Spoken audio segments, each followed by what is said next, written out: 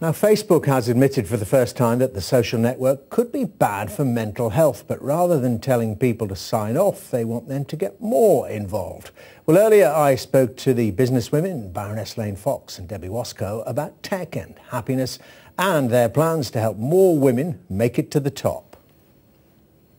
So we set up AllBright at the end of 2016 in order to try to make the UK the best place in the world to be a working woman. And currently the data is pretty depressing. So only 2.17% of all capital raised goes to a business run by a woman. Only 1 in 6 people in senior leadership positions in the UK are women. And 1 in 10 women in the UK say they want to start their own business, but they don't. And so AllBright was founded to try and change all that. Okay, and Martha, your involvement? I'm a supporter and a friend, so I hugely admire what Debbie and her co-founder are doing, and it's not any piece of rocket science to look at the numbers and think, goodness me, we have to do something to try and improve the dynamics of how women work, can start businesses and so on. So what they're doing is absolutely bang on. And it's got to start kind of at the bottom, hasn't it? I mean, somebody was telling me it's just 20 years since we had the first female CEO of a FTSE 100 company. Yes, it was Margaret Scardino, who I now share a board seat with. No, it's painfully slow. And if you look in some sectors, I come from technology, and that is a profoundly bad sector, especially as it didn't exist 30 years ago. So the ambition to try and make the UK a world-leading place for women is fabulous, and I think it's something everybody can get behind, regardless of their sex. Well, exactly, which is what I have to touch on, Debbie. Of course, if a club were being set up, which was only for men with this very purpose, people would be screaming from the rooftops about how discriminatory it was. What's your response to that? I think it's to come back to the data again. When we look at the applications that we've had for the AllBright, which we opened just over 4 weeks ago, and we've been inundated by applications from women within London and outside of London who want to be members of the club, 70% of them say it's because they want to improve their network with other women. And when we try to unpick the problem of why women are not making progress, to your point on 20 years later, the honest answer is it's very, very complicated. And we've spoken to the applicants to the club and also the people who are on the AllBright Academy about what the issues are. And it boils down, in our mind, to 3 different groups of things. The first is network. So 70% of women applying to the club wanting network. Almost the same number who are on the academy saying they don't have female role models, they can't see it to be it.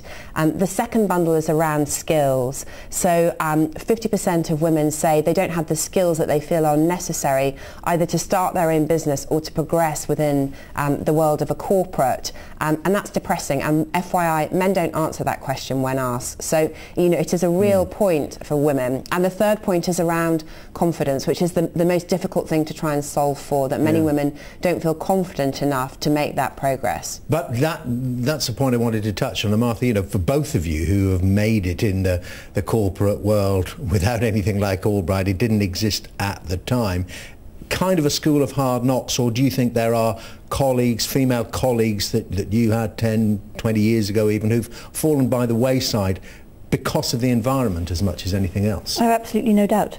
And not just that, people who probably haven't gone on to do things that they might have wanted to do, or put themselves forward to a promotion at one level, or gone off and started a business. I was very lucky. I was practically too young to know better when we started our business back in 1997, 20 years ago, my God. But I absolutely think that it is incredibly hard, as Debbie said, to unpick those subconscious biases that you receive or that you give off. It could be as simple as the way you write a job advert that might put some people off if they don't quite think they've got the right skills.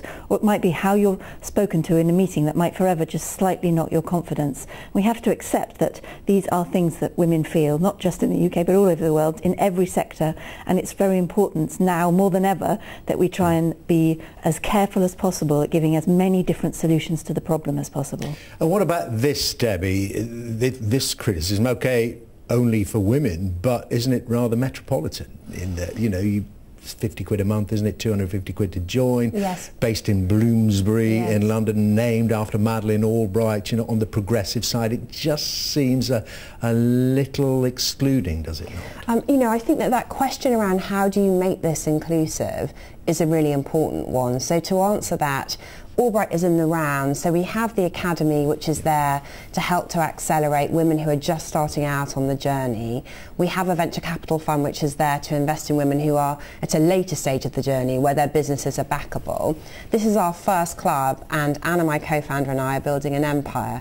And the next club and the next few clubs will be in different parts of the UK or indeed different parts of Europe. Martha, just want to key into your expertise in the world of tech. Got Brexit coming. We don't know what the landscape's going to be like, but we do know, with or without hard, soft, or whatever kind of Brexit we need those kind of companies, many others as well, but those kind of companies coming through. They need to get that seed capital. They need to be supported. Do you see things changing in the UK in terms of the understanding of what it takes to set up a company? Well, if I look back to, as I said, the 20-year span since we started lastminute.com, it's unrecognisable in some ways. People used to walk away from me and Brent at parties when we said we were starting a website, like, what on earth is that about, you sad pair of geeks? And now it's kind of much more it's relevant, interesting. It's not quite cool, but it is something that people want to be engaged in and involved in. And you can become a maker or creator on YouTube or a social media platform and suddenly be your own mini business empire. So the landscape is immeasurably different and just completely takes me by surprise all the time. In London alone, I heard the other day, a new tech business is started every hour. Now, I'm not quite sure what the corollary number of failing are, but still that does show a shift in culture, right? But the important thing for this conversation is that we have only tapped into a fraction of our UK potential, and I believe this so deeply, which is why I'm particularly delighted to celebrate and support Debbie and Anna, because the extraordinary fact is that over the growth of the internet, which is only 30 years old really, commercial internet even less so, we've managed to replicate the hierarchies that we had for the last 150 years times 10. If you look at the world of software development, on a generous guess, only about 6% are women globally. That is an extraordinarily depressing number. As Debbie said, it's the same in venture capital, it's the same starting tech businesses, and tech is a kind of, to me, sort of lightning rod for all of the things that are wrong that we could have done something to address, but we didn't at the start of this sector. So I feel very, very strongly that, I see it through one particular lens, but people coming from other backgrounds would say the same thing probably from their industry. It's just the rapid change of the sector and the fact that it's begun to dominate every aspect of the economy in such a short space of time. Let me talk to just lastly, just that sense of dominance. We're seeing companies, I suppose, globally, the like of which, so many of them, that we, I think, never have seen before in the history of the planet, whatever they did. And this, no doubt, you read today, Martha, about Facebook looking at itself and saying and taking on board, I think, well, it was one of its founders, Sean Parker, wasn't it, who said, well, it is addictive, it's designed to be addictive, and it's causing some problems, particularly in young people. Facebook saying, yes, it is, but their answer being that only if you participate properly is it not. In other words, don't watch from the sidelines, get involved. I mean, what's your view on that? I think the way I kind of ladder out and think about this is that these are very new companies, actually. If you think of the immense market power that they wield, they're bigger than any particular country, they're bigger than any particular company we've ever seen before, as you said.